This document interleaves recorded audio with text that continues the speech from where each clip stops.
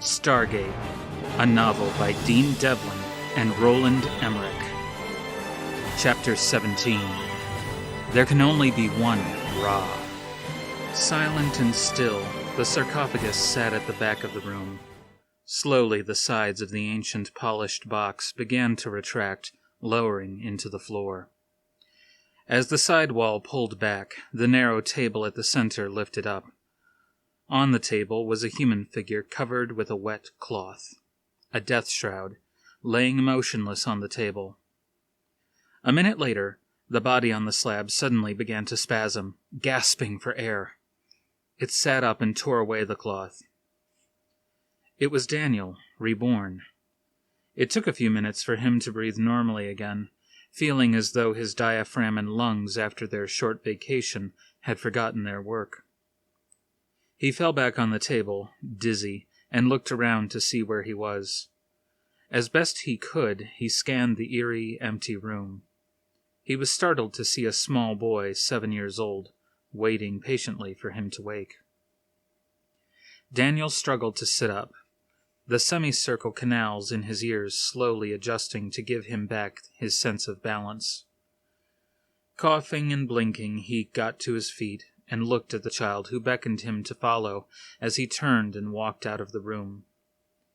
Daniel was unsure whether he should follow.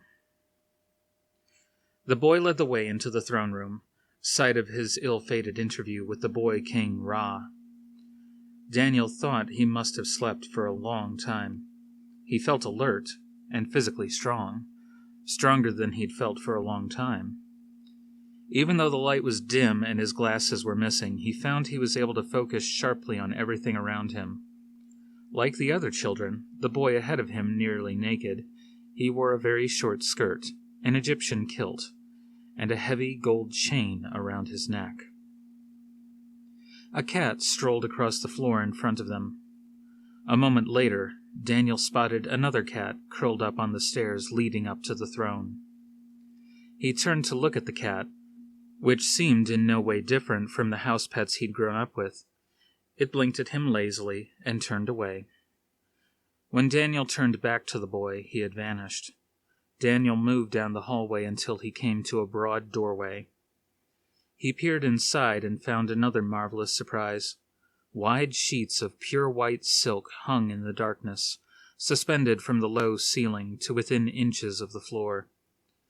Billowing through the gaps between the sheets were rolling clouds of steam. The air was hot and moist, like a sauna.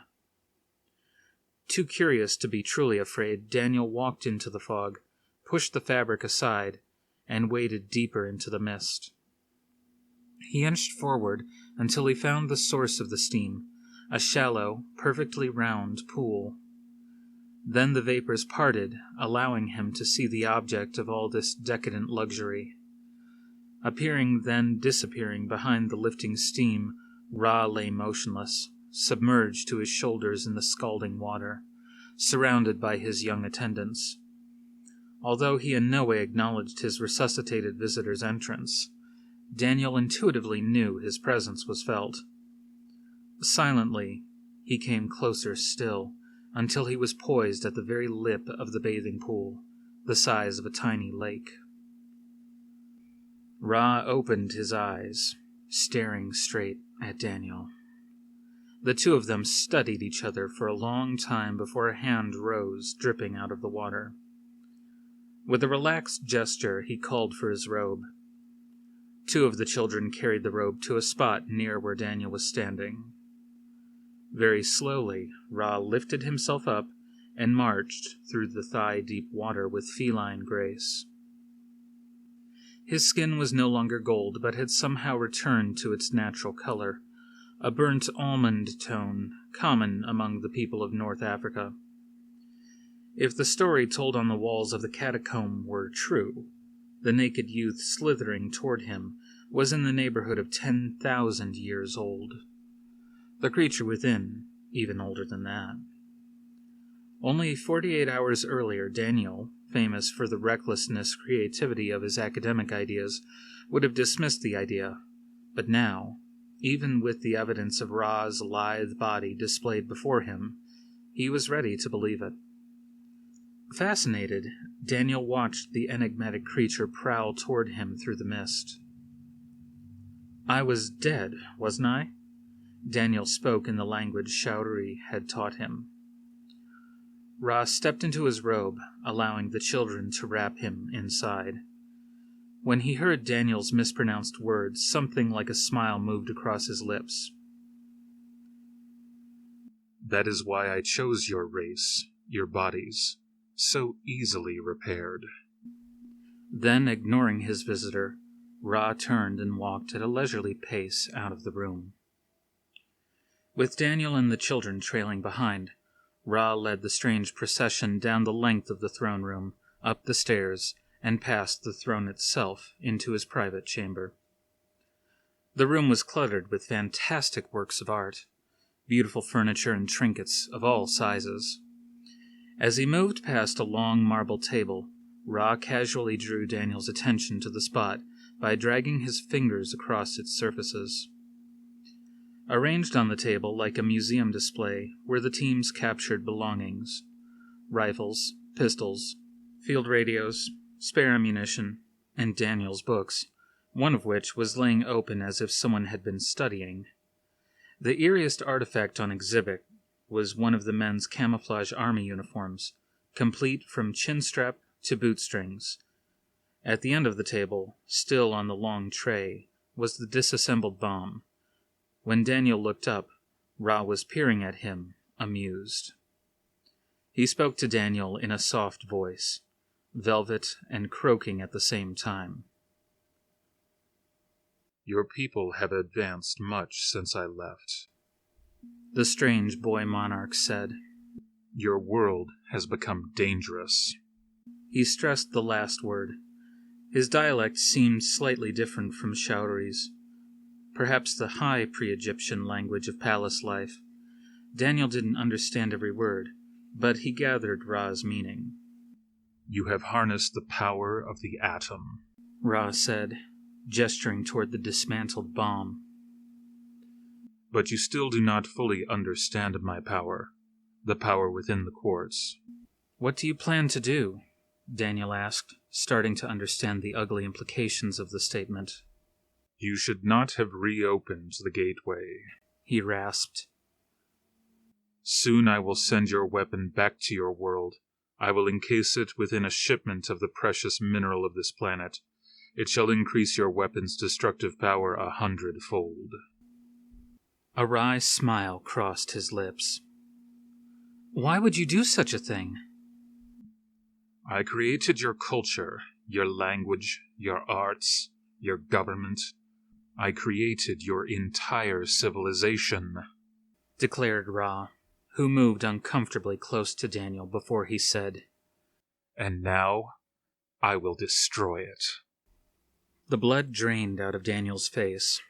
His expression of thinly veiled dread seemed to please Ra, who smiled once more before slinking over to a dressing area surrounded by tall mirrors. Daniel followed him, trying to invent some convincing argument about how they had come in peace. The tray full of bomb parts staring at him from the table made that difficult to do. "Why did you give me back my life?" Daniel wondered if there was still a way out. "I need you. You will restore faith, the faith of these people in the power of their one supreme God." Faith? Daniel had no idea what the ominous words meant. "An early discovery I made about your race," he whispered almost secretively. "Myth, faith, habit. Control of these gives more power than any weapons." Ra lifted his arms to allow the convoy of children to slip a tunic over his head. "Myth, faith, habit," he reiterated. "A scribe like yourself should remember those words." He sat on a gorgeous folding stool, every inch painted with cryptic heraldic symbols, as the children laced him into a pair of sandals. "You will obey me before my people. They will witness your obedience as you kill your companions. The ceremony will begin tomorrow in the late sun." Daniel tried to laugh at the idea, but a single strangled blurt is what came out instead. He looked at the arrogant man-child like he was mad, asking, "And if I refuse?" Calmly, Ra explained the alternative. "Then I shall have to destroy you, and all who have seen you." The children were still busy adorning Ra in his jewels, but he interrupted their work and prowled down the steps toward Daniel. He kept coming until he was dangerously close, until they could feel one another's breath. Daniel cringed reflexively when Ra brought his hand up between their faces. A mule at heart, Daniel decided irrevocably that he wouldn't flinch again. And he didn't, even when Ra put a finger against Daniel's lips and then started to trace a path down his chin and throat. Then, continuing down his chest, the hand stopped on the medallion Daniel still wore around his neck. Ra looked down, turning his disc bearing his name gently over in his hand, and then he pointed his amber-yellow eyes back into Daniel's. For one brief moment, a strange light glowed deep within Ra's eyes, inhuman. A glimpse at the creature residing deep within the shell of this eternally young child. "There can be only one Ra," he purred before jerking down with enough force to split the chain, liberating his seal from the neck of the detestable usurper.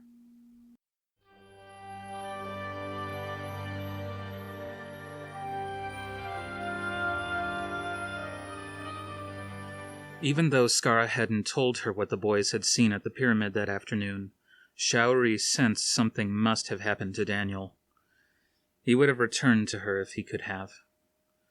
Although he had rejected her on the night she was escorted to his chambers, she knew there was a bond between them, a connection neither of them could have planned or controlled or resisted. They'd found the secret museum together, the forgotten ancient history of her people. That cluttered, jumbled record of events many millennia hence had immediately changed everything about the present.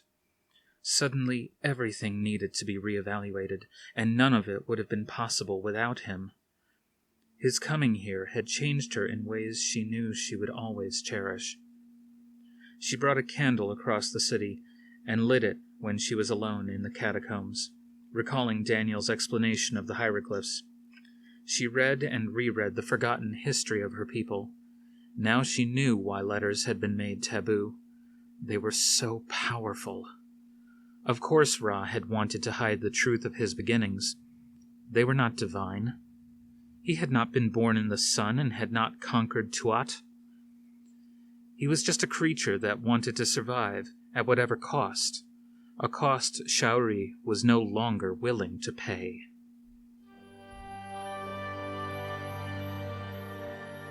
Chapter 18. In the Beginning. His species was so entirely different from this human host body he had discovered. His people had nothing within their own nature akin to empathy, sympathy, love, or kindness.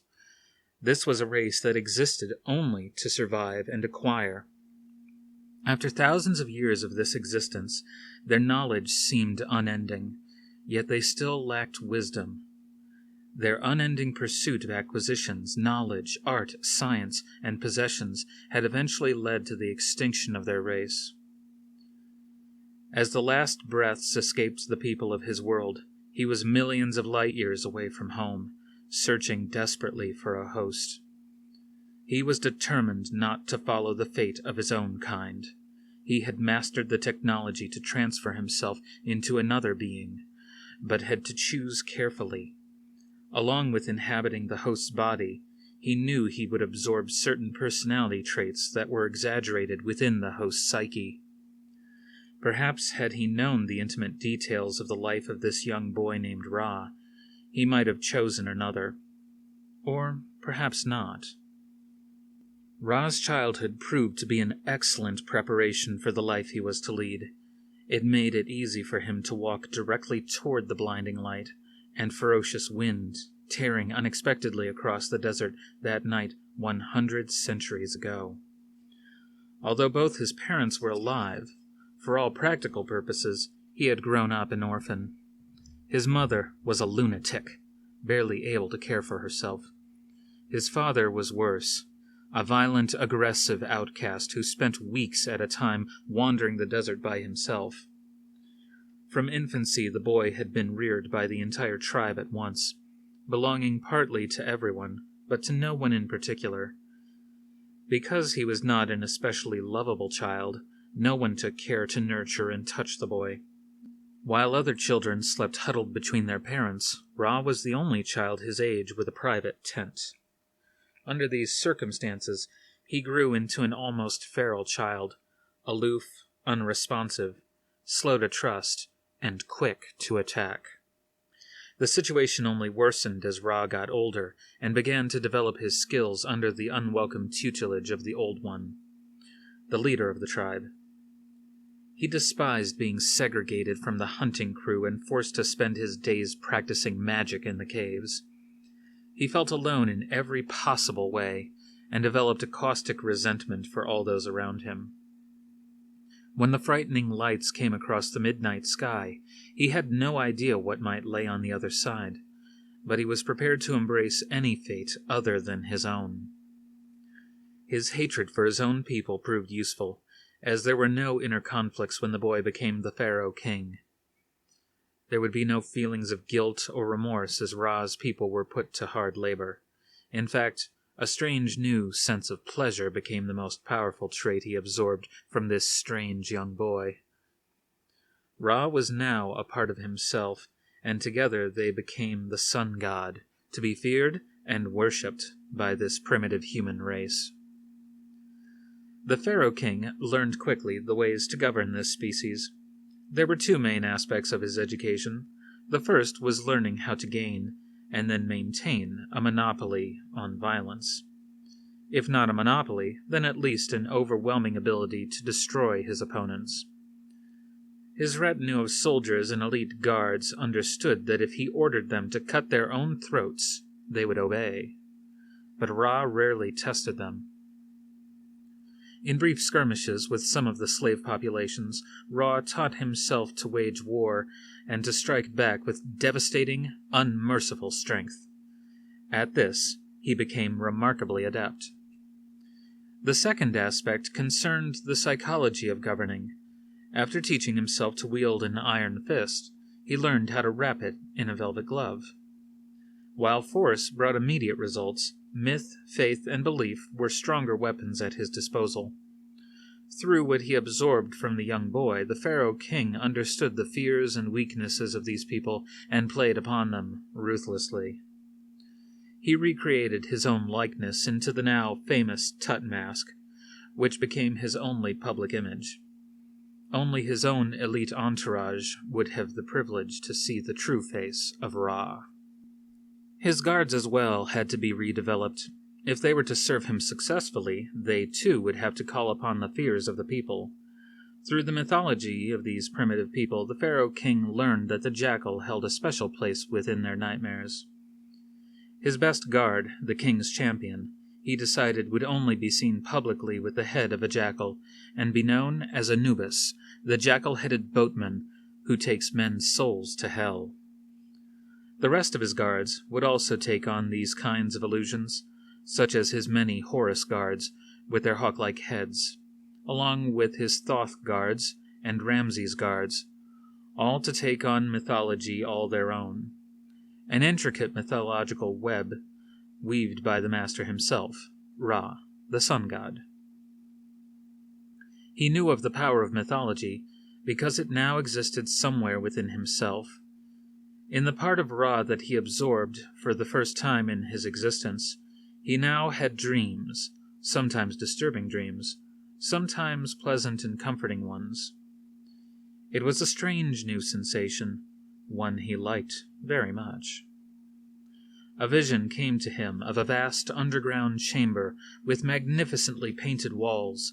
Unseen musicians played an intoxicatingly lovely song.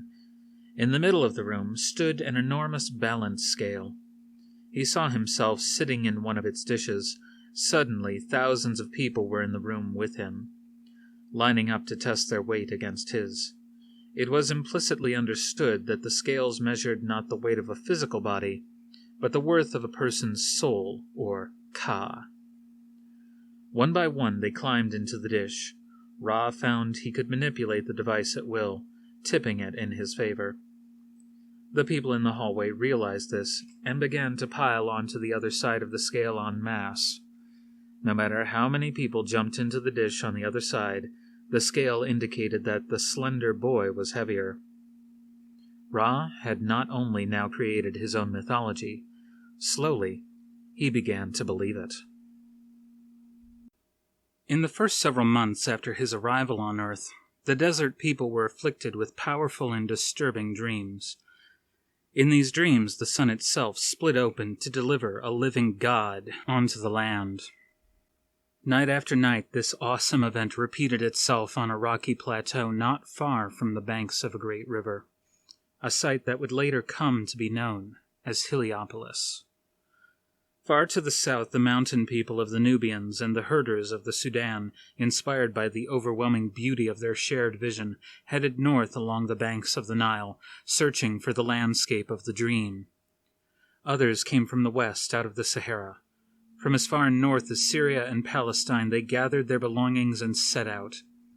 On the backs of camels or behind herds of goats, they came carrying spices and spears and children.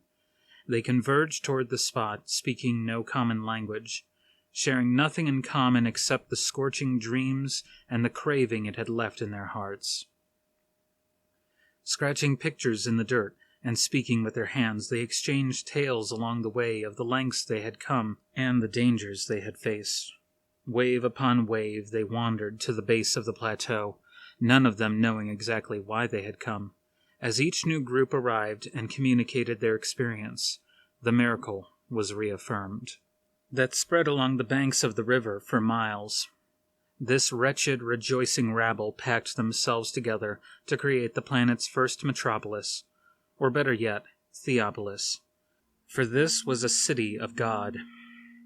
As powerful as the blazing dream had been, they didn't prepare the people for the stunning majesty of what actually happened. As the city slept, the opulent and unwashed curled up together on the ground. A shadow blotted out the moon. Soon the winds came, and a harsh flood of light poured down on the makeshift city. They followed the light west from the city, running at top speed, fighting one another for position, yearning to welcome their god to Earth. They ran headlong into the light, shielding their eyes. Then, at the center of the radiance, standing in a light so intense it should have washed out all trace of color, they found him. The sun god Ra, his entire body composed of incorruptible gold, blazing with a feverish golden hue. He was surrounded by a company of kneeling servants. When these obedient figures stood up, they pounded deep spikes of fear into the hearts of the people. Each had the body of a human, but the enormous head of an animal. The menagerie of animal spirits these people would soon know all too well. Khnum the ram, Sebak the crocodile, Horus the hawk, Apis the bull, Anubis the jackal, Hathor the cat, and Amit, a strange beast known as the Devourer. They formed an impressive and unnerving retinue. Spontaneously, the people laid themselves face down in the sand and wet grass, weeping, overwhelmed by the miracle. The power of the moment stamped itself so deeply and so indelibly into these people's imaginations that hundreds of generations later, long after this scene had been intentionally erased from memory, human beings would continue to ache for a repeat of the scene, for the advent of a dreamt-of Messiah. This was not the only legacy Ra would bequeath to the subsequent history of Earth. His worshippers called him Ra-Hotep Khan, sun god, because he had come from the light as bright as the sun. Ra allowed it since it did not conflict with the myth he had prepared for them to live by. He told them that he had been to a place called Tuat, the land of the dead. Conquering that land, he had made servants of the animal gods that lived there. He called upon the people of the wretched city to dedicate both their love and their labor to him and his works. When they died, he told them they would be escorted to Tuat by his servant Anubis, where their spirits, their Ka, would be weighed on a scale. If the deceased person had lived in pious service to Ra, they would dwell forever in the land of the dead. If not, Amit the Devourer would be waiting nearby. Construction of the Great Pyramid began almost at once. The people did it willingly, gratefully, for Ra. They studied and learned and labored under the supervision of the animal-headed gods, most notably Thoth, the ibis, the god of scribes, dreams, and magic. The pyramid project was by far the largest and most complex ever undertaken on the planet, and it was a transforming experience for the people who built it. Ra could see that they were motivated by a mixture of love and fear. This illiterate, barely civilized workforce learned to cooperate, think together, quarry and cut stone, haul the heavy loads across the sand, and raise the pyramid in less than half the time it would take to build much smaller structures thousands of years later. When the structure was nearly complete, Ra brought out from his spacecraft a giant ring of quartz. The Stargate. The Stargate was installed inside the pyramid, in the room built especially for it. By that time, the majority of Ra's workers had been born in the squalid city, the sons and daughters of those who had come to the place as holy pilgrims. For this second generation, the building started to feel less like sacred labor and more like toil. They were less blind in their submission to Ra, being more likely to visit the places their parents had suddenly abandoned years before, and to speak with those who decided not to follow the dreams. They could not be joyful in their work when their nights were spent in hunger and the unsanitary conditions of the sprawling shanty town.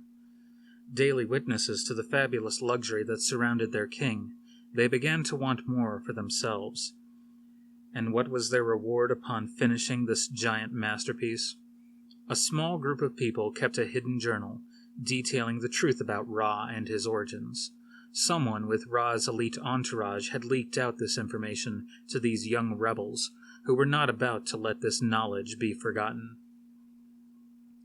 On the night that the pyramid was declared finished, Ra moved through the jubilant, celebrating city with his corps of bodyguards, selecting hundreds of people for a special honor.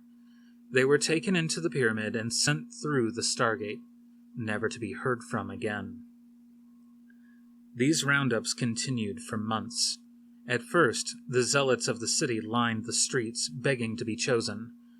Many of these volunteers were older people who were passed over in favor of stronger, younger bodies. Those who worked inside the pyramid relayed what they had heard, that the chosen people were being forced through the giant ring and sent to faraway deserts to build other pyramids. Forgetting his own rules of mythology, Ra moved with too much haste.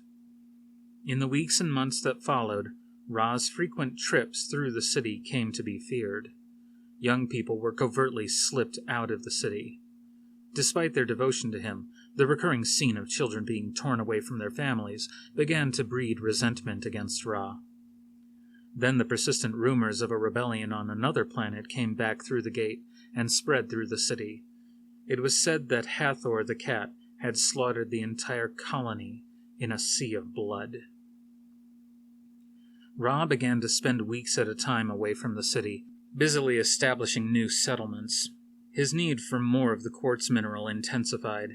He not only needed it to fuel his sarcophagus in order for him to attain eternal life, but as his power became more widespread, his minions needed power for his technology. So more and more mining settlements had to be established.